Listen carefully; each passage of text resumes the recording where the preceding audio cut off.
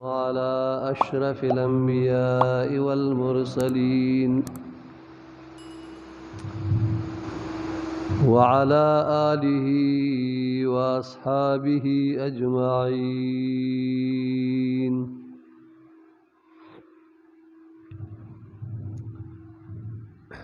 أما بعد فأعوذ بالله من الشيطان الرجيم. بسم الله الرحمن الرحيم.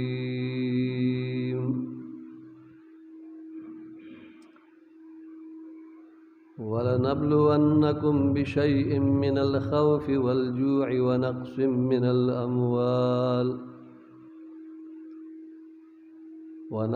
من الأموال والأنفس والثمرات. آمنت بالله صدق الله مولانا العظيم. إن الله وملائكته يصلون على النبي يا أيها الذين آمنوا صلوا عليه وسلموا تسليما. اللهم صل على سيدنا مولانا محمد وآله وبارك وسلم عليه صلاة وسلاما عليك يا سيدي يا رسول الله وعلى آلك وأصحابك يا سيدي يا حبيب الله. معزز و محترم و حاضرین کرامو، ستاسو حضور کې د قرآن عظیم الشان مختصر غندی حصہ ما تلاوت کا سرنګ چې پنور جمعو کې مونږه داغین په یو موضوع باندې بیان کاو. همدارنګې نن داغې په لړ کې په درېمه موضوع باندې انشاءالله تاسو ته چند خبرې کوم. الله جل جلاله دې په اول مال او بیا تاسو د عمل کولو توفیق راکړي. رب ذوالجلال فرمایي وَلَنَبْلُوَنَّكُمْ بِشَيْءٍ مِّنَ الْخَوْفِ وَالْجُوعِ وَنَقْصٍ مِّنَ الْأَمْوَالِ. خامخا ضرور به ضرور زه په تاسو باندې ازمایش کوم. تاسو ازمایم په یو شي سره، او تاسو ته ما ویلي چې شی نکره دی، نو الله جل جلاله من بیانیه استعمال چې من الخوف والجوع ونقص من الاموال، چې هغه یره ده، لوږه ده او کمواله د مال. سرنګ چې تاسو ته ما دا وضاحت کړی و چې امام شافعي رحمه الله رضی په تفسیر کې داسې فرمایي چې دا یری نه مراد منځ دی او د لوږې نه مراد روژه ده. اوس دریم ټاپک او موضوع چې دا نو هغه نننې زمونږ بیان په ونقص من الاموال باندې دی. ونقص من الاموال نه مراد دی زکات ورکول. زکه په ظاهره باندې په زکات سره مال کې کمی راځي. اوس تا چې د خپلو 1,00,000 روپو نه 2,500 روپۍ زکات ورکو، نو 2,500 روپۍ ستا په 1,00,000 روپو کې کمې شوې په ظاهره باندې. نو کمې د مال راغې، دا د رب ذوالجلال ازمایش دی، امتحان په بنده باندې. رب ذوالجلال د زکات په ضمن کې ازمایش او امتحان کوي چې دا زما بنده چې دته ما مال ورکړی دی، د زما د رضا د پاره د هغې مال نه زما په نوم باندې زکات وباسي او که نه وباسي. نو څه خلق په دې امتحان کې کامیاب شي او څه په هغې کې ناکام راشي. ځکه چې هغه په ظاهره دا ګڼي چې دا خو زما په مال کې کمی راځي، زه چې په 1,00,000 کې 2,500 روپۍ ورکوم او ما سره مثال 1,00,000 روپۍ دي، نو دا اوس 2,500 دې نه خو بلا ډېرې جوړېږي. نو دا دومره ساده دی چې دی نه ګوري چې دا 2,500 ما د دې 1,00,000 نه ورکړي، نو یو طرف ته زما هغه 2,500 کم 1,00,000 روپۍ پاکې شوي.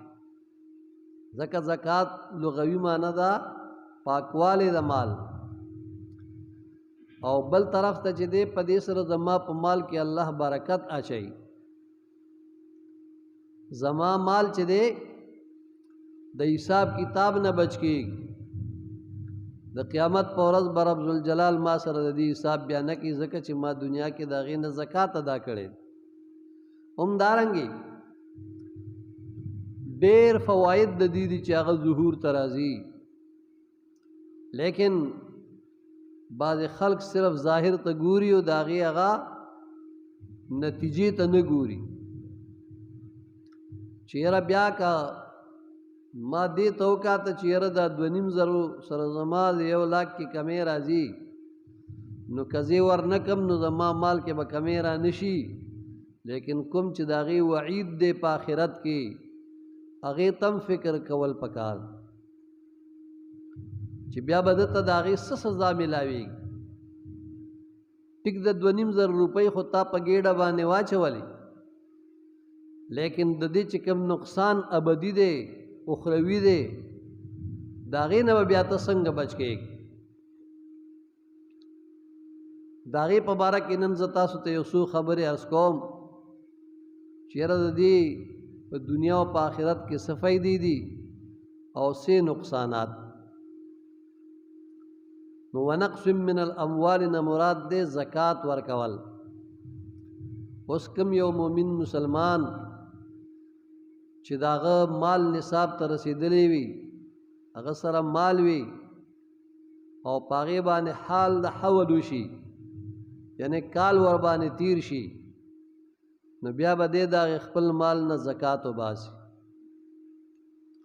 او دا 40 روپۍ زکات، نو په 100 کې 2.5 روپۍ راځي، په 1,00,000 کې 2,500 روپۍ راځي. دا زکات به د خپل مال نه دی وباسي، بیا به د مال هم پاک شي، د حساب کتاب نه هم بچ شي، او بله دا ده چې الله رب ذوالجلال به د په مال حال کې برکت هم واچي. نو دغه څیزونو ته خیال کول پکار. ګورئ مومنانو، کومو خلکو چې د خپل مال نه زکات ادا نه او د دې نقصان ته وکات چې دې سره زما مال کمیږي، نو د هغې په باره کې رب ذوالجلال ډېر شیرین او خواږه الفاظ استعمال کړي دي په خپل کلام پاک کې. په سورة توبه کې رب ذوالجلال ارشاد فرمایي. زه د هغې دپاره تاسو ته هم د قرآن او د حدیث په رڼا کې یو څو خبرې عرض کوم. الله دې وکړي چې مونږ او تاسې ورباندې پوه شو. معززو،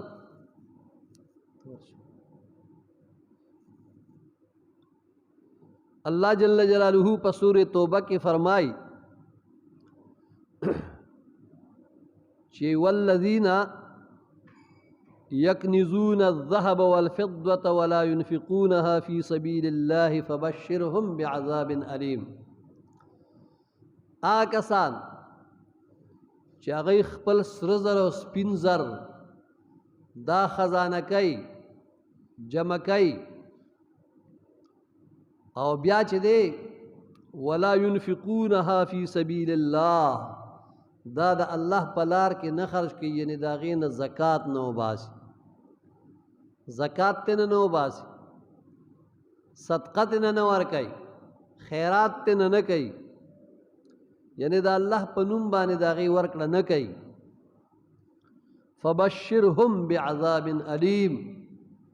پس دوی ته دغه درد رسونکي عذاب خوشخبری ورکا، زیر ورکا. دا تنزن دی، یعنی دی ته ووایه چې تاسو د پاره هغه عذاب چې هغه مولم دی، درد رسونکي عذاب دی، هغه به تاسو ته په آخرت کې ملاویږي. اوس که چرې تاسو د سرو زرو د سپینو زرو خزانې جمع کوئ او د هغې زکات نه وباسئ، زمونږه په نقد مال کې چې کله هغه نصاب ته رسېدلی وي خو بیا په سلو کې 2.5 روپۍ چا سره چې سونه وي یا سپین زر وي د هغې به ځان له حساب. که چرې دغه سونا د یو کس سره 9 تولو ته ورسېده یا د هغې نه زیاته وه بیا به پکې زکات وباسي، د پیسو حساب به ولګي، هغه پیسو نه به په لاکو کې 2.5 روپۍ زکات ورکړي. که چرې د 9 تولو نه کمه وه په باندې وم وي نو هم پې باندې زکات نشته دی. او چې کله چاندي 2.5-50 تولو ته ورسېده نو بیا چې دی په ده باندې د هغې کې زکات شته چې د 2.5-50 تولو نه کمه وه بیا ورباندې زکات نشته دی. مثال 2.5-50 تولې چې هغه کله یعنی 1.50 تولې هم وه 2.50 تولې هم وه هم پې باندې زکات نشته دی. او دارنګې د هغې سره سره چې دی د یوې خبرې لحاظ به ساتي چې یاره دی به چاندي او سونا مکس په کور کې نه ساتي، دا دواړه به په کور کې نه ساتي، ځکه چې که ده سره مثال سونه ده او ده سره په کور کې 1 توله چاندي وه نو دا زکات به چاندی ته بیا راوړي. نو د یوې تولې د سونې نه دا خو چې دی چې چاندی ته حساب راواړی نو بیا ډېره چاندي ته جوړېږي، ځکه چې اوس په 1 لاک روپۍ باندې توله ده سونا او چاندي چې دی هغه په تقریبا په 1500-1600 روپۍ باندې. نو توس د یوې تولې د سونې حساب وکړه دا خو چې ډېرې چاندۍ جوړېږي. نو دی به دا احتیاط کوي چې که مثال د سره په باندې 7 تولې سونه وه نو هسې پې زکات نشته دی، خو که یو طرف ته ورسره 1 توله سونه وه او 1 توله چاندي وه نو بیا پې زکات شته. نو دې وجې نه چاندۍ نه به ځان ساتي، چاندي د ځان سره په کور کې نه ساتي. که چرې سونه ورسره بیخي نه وه او صرف چاندي وه خو پروا نشته دی، او که نه سونه ورسره وه 1 توله 2 تولې 3 تولې 4 تولې 5 تولې 6 تولې 7 تولې په باندې 7 تولې نو زکات پې نشته دی. خو هله پې نشته چې کله چاندي ورسره نه وي، که سپین زر ورسره و چاندي ورسره وه نو که بیا د سره په کور کې 1 توله سونه هم وه او 1 توله هم چاندي وه نو بیا پې زکات شته. دې وجې نه دا زکات اټومیټک چاندی ته بیا راوړي. نو دې وجې نه دی د ځان د چاندۍ نه بچ ساتي. په کور کې د معصومانو له چاندي نه جوړوي، زنانو له نه جوړوي. هغه زنانه چې هغې سره مثال 15 تولې سونه ده په هغې باندې زکات نشته دی، خو ځان له د سپین زر نه اخلي. که 1 توله چاندي م کړی ځان له واخیستې او لاس کې واچولې ګوتمې ځان له جوړې کړي نو بیا په دغه زنانه په دې 15 تولو کې د سونې زکات شته دی، بیا به ترېنه زکات وباسي. او که زکات یې ورنه کړه نو آخرت کې به بیا غاړه ګیره وي، غاړه به یې بنده وي. دې وجې نه دا احتیاط کوي چې یاره سپین زر او سره زر دې په کور کې مکس نه ساتي، بلکې د هغې نه دې ګریزو کې چې سبا له غاړه بنده نه شي. نن سبا هم خلک د زکات پروا نه کوي، او چې لا داسې معامله هم راشي نو بیا خو وي خو 1 توله سونه ده او 2 تولې سونه ده او که 1 توله 2 چاندي و نو څه چلو شو. نو دا د شریعت خبرې دا زما او ستا د ګېډې خبرې نه دي. شریعت مونږ ته دا وضع کړي دي چې یاره تاسو چاندي او سره زر دا په یو ځای باندې په کور کې مه ساتئ، ځکه چې تا تر په باندې 7 پورې تا سونه ورسېږي تولې پورې هم تا باندې زکات نشته دی. اگر چې د هغې نه لکونه روپۍ جوړېږي لیکن تا باندې زکات نشتا او کچری تا یو توله سونه و خو چې یو توله هم سره چاندي و نو بیا پې زکات شته دی نو دې وجې نه احتیاط دی کوي رب ذوالجلال ارشاد فرمایي په سورې توبه کې چې والذین یکنزون الذهب والفضة هغه خلق چې هغوی سونې او چاندی جمع کوي ولا ينفقونها فی سبیل الله خو د دغې مال نه د الله په لار کې خرچ نه کوي زکات نه ورکوي فبشرهم بعذاب علیم دی ته زیرې په هغه درد رسونکي عذاب سره ورکا چې دی به الله تعالی جل جلاله په دې سخت درد رسونکي عذاب باندې معذب ګرځوي نو دې وجې نه دې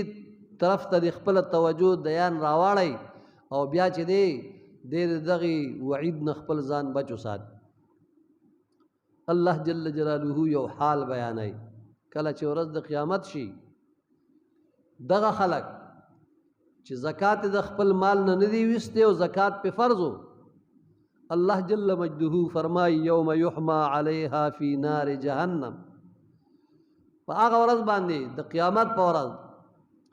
دا دی چې کم مال جمع کړو نو دا به د جهنم په اور کې ګرمولی شي سره کولی به شي فتقوا بها جباههم فتقوا بها جباههم وجنوبهم وظهورهم بیا به په دغې سورکړي مال سره هغه سکې د سرو زرو هغه سکې د سپینو زرو چې دا د جهنم په اور باندې سرې کړې شي او بیا به د دوی تندو ته د دوی اړخونو ته او د دوی یعنی مطلب دا دی چې مخکې وروستو د دوی هغه داغونه به ورکړی کېږي الله جل جلاله به د دوی شاګانو ته د دوی طرفونو اړخونو ته او د دوی تندو ته په هغې باندې داغونه ورکوي هغه سرې کړي سکې د سرو زرو چې ده جمع کړې وي هغه به بیا د ده په بدن باندې د جهنم په اور سرې کړي وږدي به او داغونه به وله ورکوي دلته خو که یو شمه یا ډیوه بله شوه د هغې اور ته ګوته نشي نیوی بیا به د جهنم هغه سرو کړو هغه سونو چاندو باندې داغونو ته څنګه ټینګېږي ښه دا دی چې سړی دی د هغې نه خپل ځان بچ وساتي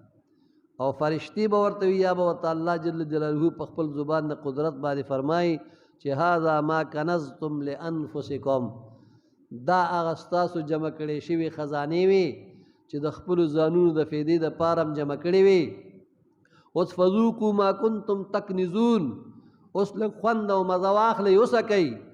د هغې نه چې کم تاسو خزانه کړي وو جمع کړي وي او خپلونه هم پرې خوشحالول او الله هم هېر کړی و حق د غریبانانو هم هېر کړی و اوس هغه چې دی د هغې خوند او مزه لګوالی نو ګورئ دا خوند او مزې نه دي چې کله استاد شاګرد راګیر کي او په چوکه باندې وله ګزار ورکوي هغه وی چغې وی هغه جړا کوي بغارې خیجي او دی ورته اوس دا خوند او مزې والا نو دا خوند او مزې خو نه دي هغه چغې وی هغه دردبند کېږي لیکن دا صرف د ده د ملامت کولو دپاره داسې وایي چې اوس دا خوندونه او مزې والا نو چې کله وله د جهنم په هغه سرو کړو سونو چاندو باندې داغونه ورکوي نو ورته وایي چې اوس د دې هغه مزې او خوندونه والا یعنې دې ملامته کوي چې دنیا کې دې په هغه کم د زکات پیسې وي په هغې باندې د ګېډه اچولې وه او اوس د هغې وعید چې دی تا ته د هغې میلاویږي اوس د هغې خوندونه او مزې والا الله د دې سزا نه مونږ ټول محفوظ وساتي کوم خلک چې د هغې مال نصاب ته رسېدلی دی باید دي چې هغوی د دې خبرې لحاظ وساتي چې هسې نه د دنیا د یو څو پیسو دپاره د آخرت په عذاب کې ګرفتار نشي او بیا چې دی هغه سزا ورته ورکړې کېږي او بیا به دی افسوس او ارمان کې لاسونه به مروړي خو وخت به ترې نه تېر وي زه د دې په ضمن کې تاسو ته یو دوه درې حدیث د جناب رسول الله صلی الله علیه وسلم مبارک بیانوم او دا مې دې دپاره په کاغذ باندې لیکلي دي چې صرف ستاسو هم یقین پیدا شي او زه تاسو ته د هغې د عربۍ عبارت هم ویم د هغې ترجمه هم درته وکړم نو لږ په دې باندې خپل ځان پوهېږ په حدیث مبارک کې راغلی جناب رسول الله صلی الله علیه وسلم مبارک فرمائی عن النبي صلی اللہ علیہ وسلم انہو قال نبی کریم صلی اللہ علیہ وسلم مبارک فرمائی من منع نفسه من خمس منع اللہ عنہ خمسا چاچ خپل ځان د پنځو سیزونو نه منع که الله جل جلاله به د ده نه پنځه سیزونه منع کړي. چا چې خپل ځان د پنځو سیزونو نه منع که الله جل جلاله به پنځه سیزونه د ده نه منع کړي. هغه پنځه سیزونه چې دی ته نه ځان منع کوي او الله د ده نه پنځه سیزونه منع کوي په ترتیب سره موږ او تاسې ته بیانوي. الاول د هغې نه لومبی څیز چې دی من منع الزکاة من ماله چا چې خپل مال د زکات نه منع د خپل مال نه زکات د الله په نوم باندې اونویست. رسول اکرم صلی الله علیه وسلم مبارک فرمائی منع الله تعالی حفظ ماله من الآفات الله به د مال د آفاتو نه د حفاظت چې دی دا به منع کي د مال به په آفاتو او بلیاتو کې ګرفتاریږي. دا دی څوک چې زکاتونه نه ورکوي تیار فصل ولاړي او بیا پې باندې مطلب دا دی چې زول او طوفان راشي هغه ورله تباه او برباد. دارنګې مال به ورسره کله پې بیماري راولي کله پې یو تکلیف راولي چې ګوري بیا هغه مال ته نه ټول ختم شوي وي افتونه مصیبتونه ورباندې جاری شي. هغه وجه صرف دا چې دی د خپل مال نه زکات نه وباسي. نو رسول الله صلی الله علیه و آله وسلم مبارک فرمایي چې من منع الزکاة من ماله چا چې د زکات نه خپل مال منع که یعنی مطلب زکات د خپل مال نه ور نه که نو منع الله تعالی حفظ ماله من الآفات الله به د مال دا د هغه حفاظت نه منع کي چې کم الله تعالی د خلکو د مال حفاظت کوي. نو د زکات د نه ورکولو په وجه باندې مال تباه او برباد ګرځېږي. ګورې یاد ساته. دویم نمبر والثانی دویم نمبر من منع من العشر مما یخرج من الارض چا چې خپل یعنی آغا فصلونه چې ځمکې روباسي او د هغې نه عشر منع عشر لسم حصې ته ونیویسته د خپل پیداوار د ځمکې نه عشر ادا نه منع الله تعالی البرکة من کل کسبه نبی کریم علیہ الصلوۃ والسلام فرمائی الله به د هر یو کسب او روزگار نه برکت اوچت کی برکت به تې والي. نو که د کور ته ډېر غنم او جوار او وربشې راشي لیکن چې کله یې ته نه عشر ورکړي هغه به تمام کال سر ته رسي او چې کله یې ور نه که هغه به 2 میاشتې هم نه رسي. په خبره ورسېد ځکه چې الله تعالی جل جلاله د هغې نه برکت اوچت او برکت چې دی دا د مؤمن مسلمان لپاره ډېر د ښېګړې څیز دی. دا حل راځي چې کله دی د الله جل جلاله د حقوقو خیال وساتي د بندګانو د حقوقو خیال وساتي بیا الله جل جلاله د په مال کې برکت اچي. والثالث او دریم نمبر من منع الصدقة چا چې د صدقې نه خپل ځان منع یعنی صدقې ورنکا د خپل مال نه صدقه او خیراتو نه د بخل نه کار واغس شمتوب نه کار واغس. منع الله تعالی العافیة الله جل جلاله بخپل عافیت د دنه منع کی یعنی هغه کومې بلاګانې مصیبتونه چې راځي چې حدیث شریف کې راغلي چې الصدقة ترد البلاء صدقه چې دی بلاګانې مصیبتونه واپس کوي دی چې صدقه نه ورکوي بیا به هغه بلاګانې مصیبتونه نه واپس کېږي به په ده باندې د په خاندان باندې را روانې. نو هغه عافیت بچوالی د بلاګانو نه چې دی هغه په صدقې او په خیرات سره راځي.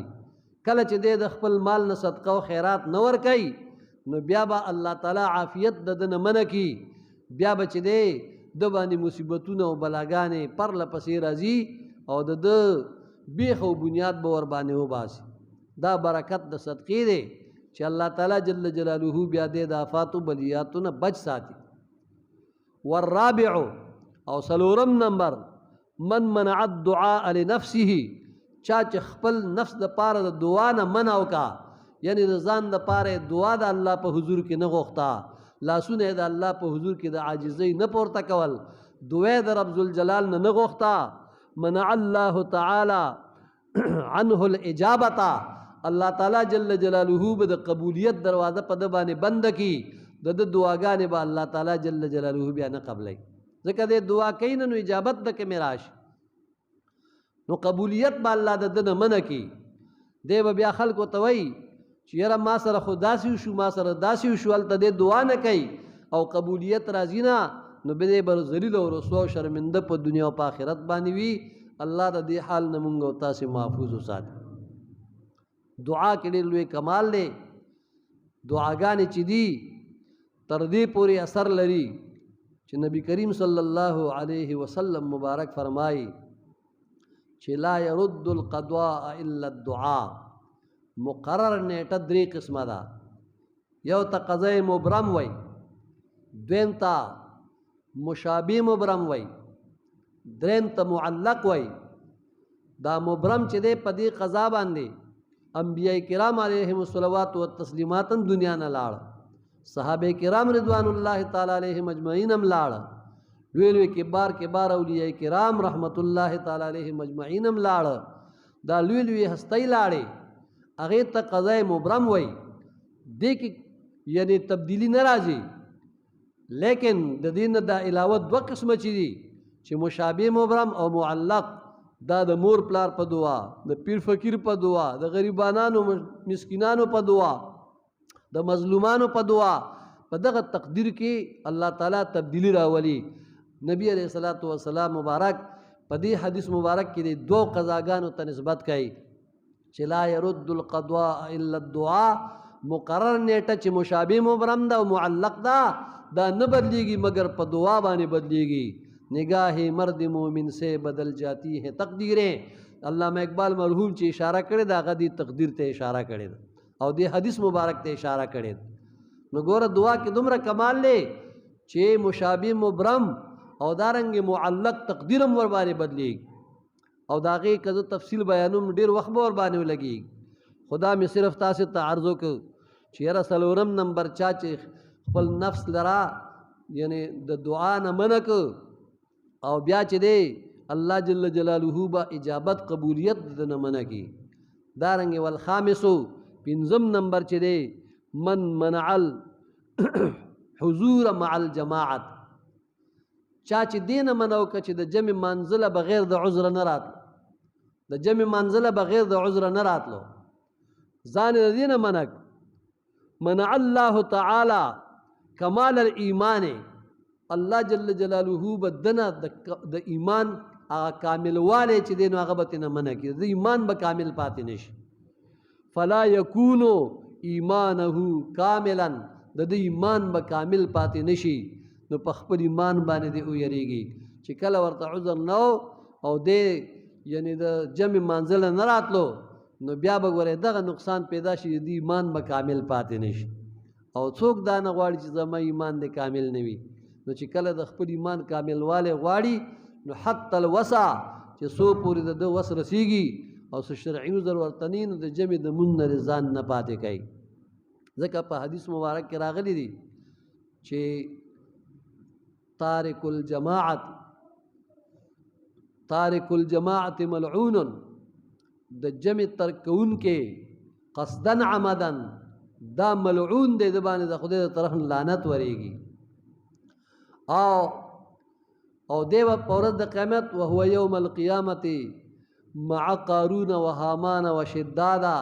و ابو جهل. دی به د قیامت په ورځ باندې د قارون او د حامان او د شداد او دارنګې د ابو جهل سره په صف کې ولاړي. نو وعید ډېر سخت راغلی چې څو پورې وس د سړي رسیږي د جمع مون لرې ځان رسوي. دا د جناب رسول الله صلی الله علیه وسلم مبارک ارشادات. بل حدیث مبارک کې راغلی عن النبی صلی الله علیه وسلم، حضور صلی الله علیه وسلم مبارک نه روایت دی. هغه مبارک صلی الله علیه وسلم فرمایي قال حسنوا اموالکم بالزکات. تاسو خپل مالونه چې دي د هغې حفاظت وکړي په زکات ورکولو سره. کله چې تاسو زکات ورکوئ تاسو د مالونو حفاظت به کېږي. نو حسنوا اموالکم بالزکات، تاسو د خپل مالونو حفاظت وکړئ په زکات ورکولو سره. د خپل مال نه زکات وباسئ، تاسو د مال حفاظت به وشي. وداؤوا مرضاکم بالصدقه، او د خپل مرضونو دوایي وکړئ په صدقې سره. کلم چې تاسو باندې مرضونه ډیر راتله، د خدای په نوم صدقه ورکوي، الله به د مرضونه عفا کوي. مرضونه ځکه زیات شوي دي، اکثرو خلکو صدقې پریښي دي چې صدقې نشته دی، اوس هغه مرضونه هم زیات شو. مخکې به دا خلک به راجمع شو، دا لکان مخونه به هم تور که چمچمیر منګې به ورته وي، پیسې به خلکو نه غونډې کې دیګ به باندې کې باران نه کېږي. د هغې په دې صدقه به هم ګوره باران کېد. لیکن چې کله صحیح طریقې سره څوک صدقه نه ورکوي، نو دا د بارانونو دپاره دعاګانې خلک کوي، خو لیکن هغه بارانونه نه ورېږي. قحط سالیانې تېرېږي، خشکیانې تېرېږي، فصلونه تباه شو، ځمکې چې دی خشکې پاتې شوې. د هغې وجه هم دا ده چې خلک صدقې نه ورکوي.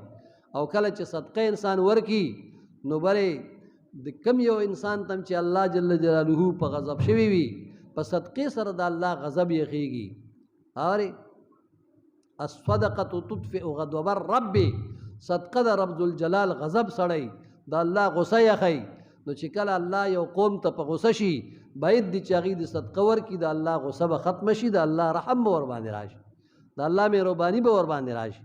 نو حضور صلی الله علیه وسلم مبارک فرمای وداؤوا مرضاکم، تاسو د خپلو مرضونو دوایي وکئ بالصدقه، په صدقې سره. په صدقې سره چې دی نو ستاسو مرضونه به الله تاسو نه لرې کړي، شفا به درته میلاو شي. واستقبلوا انواع البلایا بالدعاء والتضرع، او حضور صلی الله علیه وسلم مبارک ارشاد فرمای چې تاسو یعنی د خپلو هغه مصیبتونو بلاګانو د پاره استقبال په دعا سره وکئ. دا دعاګانې وکئ چې د هغې مخې ته دا ستاسو د بلاګانو مصیبتونو مخې ته دعا راشي او هغه بلاګانې واپس شي. ستاسو په دعاګانو سره به دا مصیبتونه او دا بلاګانې واپس کېږي. نو دغسې صدق رسول الله صلی الله علیه وسلم فيما قال، د نبی علیه الصلاۃ والسلام دا وینا رښتینې د څنګه چې فرمیلي دي همدغسې کېږي. اوس د دې په تصدیق کې زه تاسو ته صرف یو واقعه مختصره غوندې بیانوم، دا هم په حدیث شریف کې راغلی. جناب رسول الله صلی الله علیه وسلم مبارک نه امام حسن رضی الله تعالی عنہ چې دی هغه روایت چې یو ځل حضور صلی الله علیه وسلم مبارک صحابه کرامو ته یو حدیث مبارک بیان خبرې ورته کول. روي عن الحسن عن النبي صلی الله علیه وسلم، حسن رضی اللہ تعالیٰ عنہ فرمائی چې حضور صلی اللہ علیہ وسلم نے روایت دے چې انہو کانا یحدث هذا الحدیث، دا کم حدیث مبارک چې حضور صلی اللہ علیہ وسلم آغا بیان کړو ما تاسو ته، یعنی داغی وضاحتو کو چې حسنوا اموالکم بالزکات، دا حدیث مبارک بیانو صحابه کرام ہوتا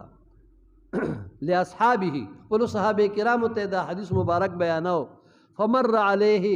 نصرانی، دغه دوران کې یو عیسائی پلار باندې تیرېده، یو عیسائی پلار تیرېده او حضور نبی کریم صلی الله علیه وسلم مبارک خپلو صحابه کرامو ته دا حدیث مبارک بیانوي.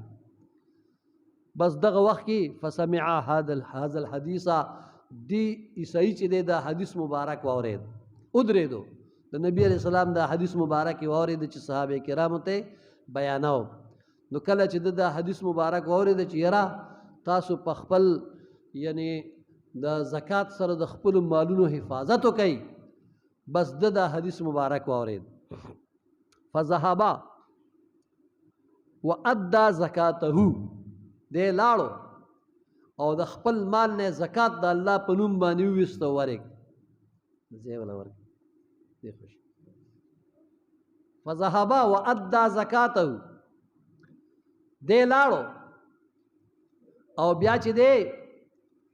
د خپل مال نه زکات وویسته، د الله په نوم باندې زکات ورک. ګوره عیسائی دی، مسلمان هم نه دی، مؤمن هم نه دی، یو عیسائی دی د بل دین والا دی، لیکن چې د محبوب صلی الله علیه وسلم د خلی مبارک ارشاد واورېد چې حضور اسلام صحابه کرامو ته فرمایي چې حسنوا اموالکم بالزکات، تاسو خپل مالونو حفاظت وکړئ په زکات ورکولو سره. نو دی عیسائی چې کله په دروازه کې دا واورېده په لاره تېرېده د حضور علیه الصلاۃ والسلام دا خبره مبارکه واورېده بس لاړو. فذهبا لاړو وادى زکاته د خپل مال نه زکات ویستو زکات ادا کړ. اوس وی وکان له شریک خرج للتجارة الى مصر د یو انډیوالو د سره په تجارت کې شریکوالو هغه چې دی وته او ځان سره تجارت مال اغسته او مصر ته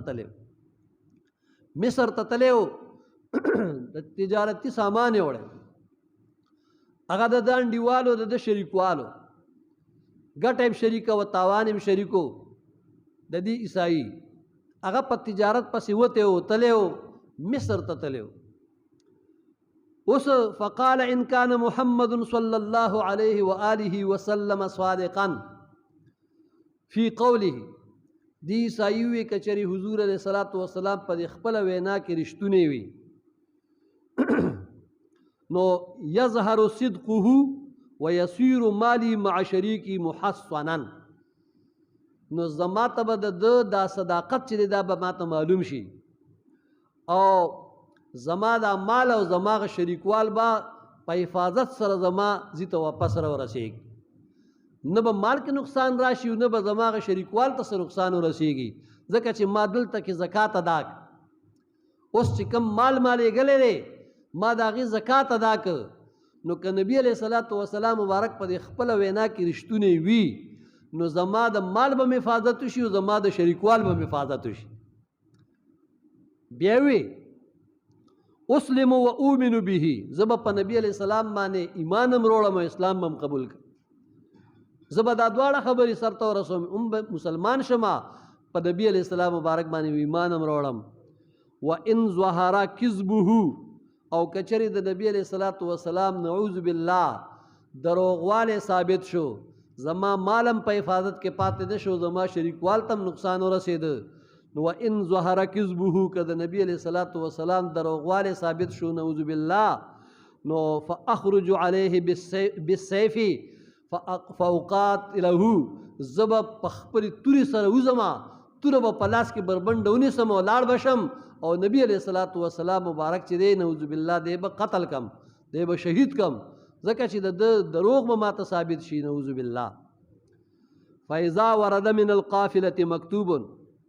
بس دا فار تعقیب مع الوصل لپاره استعمالی د چې دا کار وکړ او دا وینه وکړه نو د ملګری خو تللی او په قافلې سره بس دستی چې دی د دې وینا نه وروستو مخې سره یو خط د ته رارسېد د خپل شریکوال د طرف نه د قافلې د طرف نه خط رارسېد. فاذا ورد من القافله مکتوب د قافلې د طرف نه د ملګری طرف نه یعنی د قافلې د طرف نه خط راغی هغه کې څه لیکلي ان اللصوص قد قطعوا علينا الطريق وصلبوا اموالنا ولباسنا وكل شيء معنا. په خط کې دا لیکلي غله په مونږ باندې ډاکوان په مونږ باندې راله قافلې لوټ کا او زمونږ مالونه او زمونږ کپړې او جامې او هر یو شی چې په قافله کې واغ ټول رانه لوټ کوي ویل. بس کله دا خط وکاته فسمع النصراني د چې دا اورید خط ورته پړاو شو نو فسمع النصراني بذلك فاضطرب حاله بس مخ سره دې پریشان شو د چې دا وینا اوریدا بس خفګان ور باندې راغی پریشانی پیراله چې هو قافله لوټ شو نو زما مال هم پکې لوټ شوی او زما غ شریکوال هم پکې مطلب لوټ شوی وي دا خو مالی جانی نقصان جوړ رسید. فبعد ذلك ورد مکتوب اوس فار تعقیب مع الوصل لپاره لږ سات لا تیر نو چې بل خطر د قافلې د طرف او هغه د ملګری را لګلې. فبعد ذلك ورد مکتوب آخر من شریکه هغه خبر د قافلې د طرف دا خبر د شریکوال د طرف د ملګری د طرف نه خط راغی چې الله تحزن ولا تحطم غمجن کېږم ما پریشانه کېږم ما انی یقینا زچیم كنت خلف القافلة زد قافلین رست روانو ما فوقع علیهم اللصوص غله راله ډاکوان راله په هغې باندې ډاکه وغورځوله د هغې نه هر څه واخېسته وانا فی السلامة ومعي جمیع مالها او دارنګې زه د هغې نه بچ او سالم پاتې شوم او ټول مال ما سره سالم پاتې نبی کریم صلی الله علیه وسلم مبارک چې څنګه وینا کړې و هماغسې وشو چې را حسنوا اموالکم بالزکات تاسو خپل مالونه د هغې حفاظت وکړئ په زکات سره عیسایي د هغې مال نه زکات ورکړ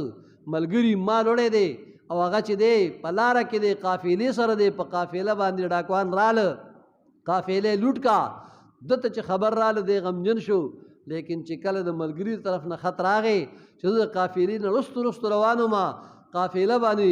ډاکوان راله هغې لوټ کا زه ترې نه بچ شوم زه سالم یم مالم ټول ما سره سالم دی بس په دغه وخت کې فلما قرأ النصراني مکتوبه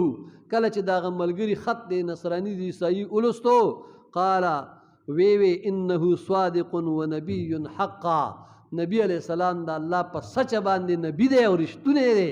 بس مخ سره راغی فجاء الیه نبی علیہ الصلوۃ والسلام مبارک لراغی فقال یا رسول الله صلی الله علیه وسلم وی د الله خوږه حبیب صلی الله علیه وسلم اعرض علی الاسلام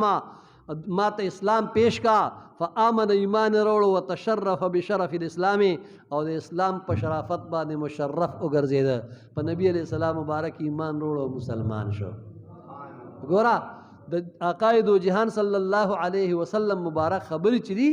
دا ټولې د کمال نه ډکې دي نو چې وی فرمایل چې حسنوا اموالکم بالزکات د خپلو مالونو حفاظت دا چې دی په زکات ورکولو سره وکړئ نو الله پریکټیکل دنیا ته وښود چې هغه صحیح زکات ورکړه د هغه د مال حفاظت وشو د هغه د شریکوال حفاظت وشو چې یو مؤمن مسلمان د خپل محبوب علیه السلام په خبره باندې عمل وکړي الله به د مال او جان دواړو حفاظت ولې نه کوي وما علی الا البلاغ المبین درود پاک په جناب رسول الله صلی الله علیه وسلم باندې وایي اللهم صل علی سیدنا